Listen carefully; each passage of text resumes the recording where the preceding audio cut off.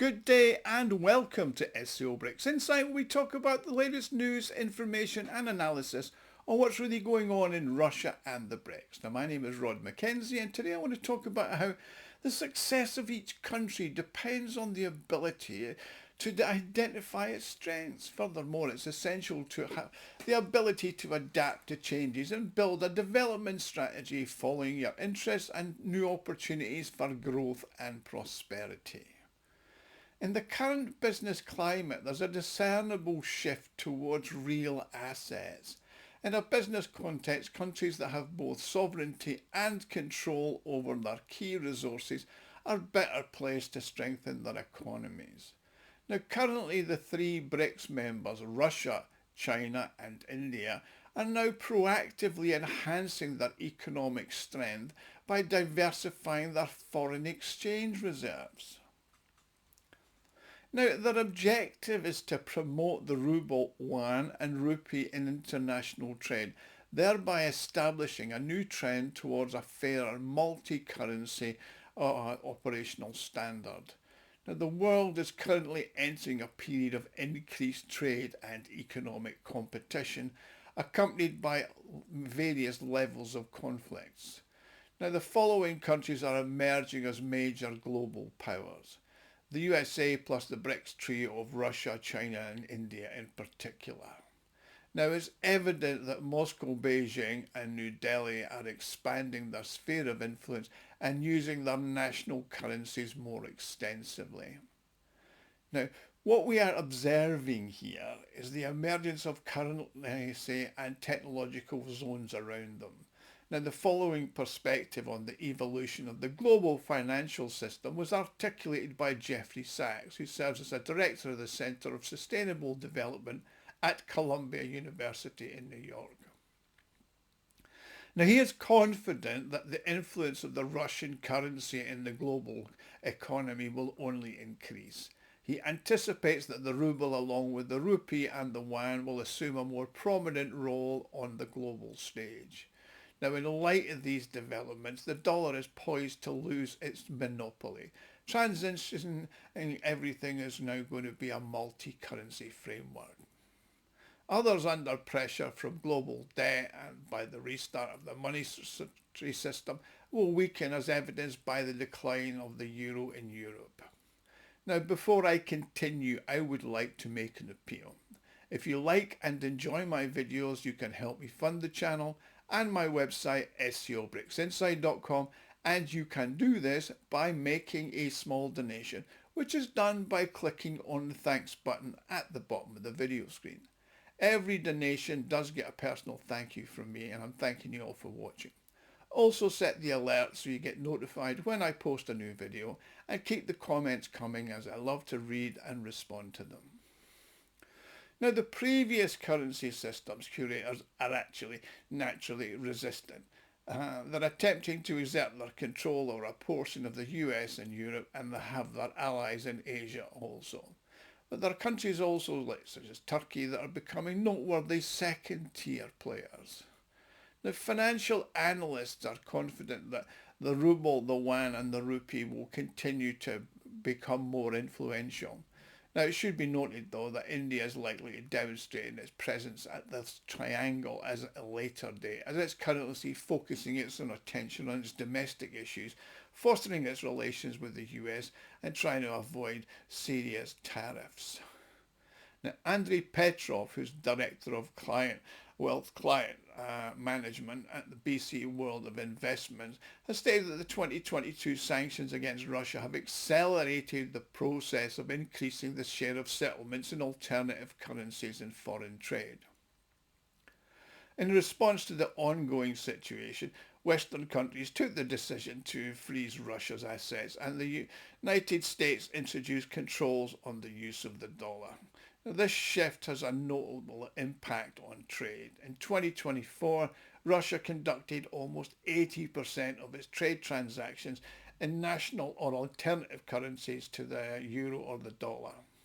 In trade with China, settlements are made in rubles and yuan in over 90% of cases. In India, it's much the same.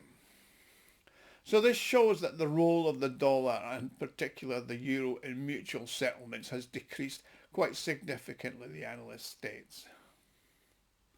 I mean, the active use of national currencies in foreign trades and settlements means that alternatives to the Swiss system must be created and already are.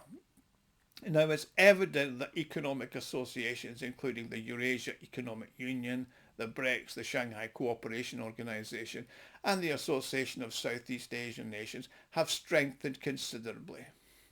The global debt burden and the restart of the monetary system are pushing the world towards a new financial reality.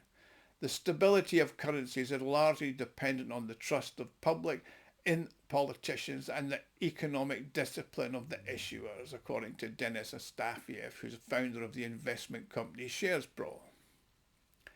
In this context, the ruble has the potential to strengthen its position globally, particularly in trade settlements with friendly countries in the BRICS and within the Eurasian Economic Union. I mean, Russia's already implementing significant measures, including the active use of the ruble in exports and the introduction of a digital ruble. Now, in order to participate successfully in a multi-currency system, it's necessary to increase the transparency of financial policy, ensuring the predictability of regulation and increase confidence in Russian assets. Concurrently, the ruble faces challenges similar to those of other countries, including inflation, restricted access to capital markets, and reliance on commodity price fluctuations. Although the ruble and the oil price and the dollar have actually not stuck together, but have actually sort of demerged. However, without resolving the issues, the role remains restricted, according to the economists. Now, Professor Sachs has stated that the dollar's share of international financial transactions, including settlements, currency reserves and investments, can only decline. Now, Daria Kopylova, who's Associate Professor of Innovation and Digital Technology at the Synergy University, has stated that the preconditions for the pressure on the American currency have developed significantly. She said the key problem of the dollar is the so-called Triffin dilemma. It's a currency used for international settlements, and in order to facilitate these, there should be a sufficient supply of dollars available. Conversely, it's a national currency of the United States, and that amount should be sufficient to meet domestic demand, but the second amount is significantly smaller than the first. So in summary, the United States is experiencing a monetary overhang, which poses a constant threat of inflation and disruption to its already fragile production chains. So-called Rust Belt, a region comprising Midwest and parts of the East Coast where steel production and other heavy industry sections were concentrated, used to be a significant contributor to economics growth, but not anymore. Plus, there are certain countries and their respective associations have established preferential currency exchange regimes for the US dollar. I mean, for example, the ECB, the European Central Bank, issuing euros can exchange euros for dollars, thereby generating the emission of dollars, Kopylova continues. Now, the European Union's economic challenges, in combination with its assertive anti-Russian policy in the northern Black Sea region and the Baltic, have prompted the European Central Bank to have to take action. I mean, to clarify, the US Federal Reserve does not have complete control over the ECB's emission of dollars. Now, back this was justified in the 1950s and even in the 1990s. The United States experienced significant economic benefits from the expansion of the dollar's circulation around the world.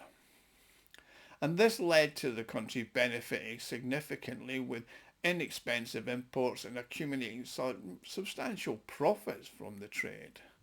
Now, according to the World Bank, in 1990, American GDP at purchasing power parity accounted for 20% of the world's total, whereas in 2023 this figure decreased to 14%.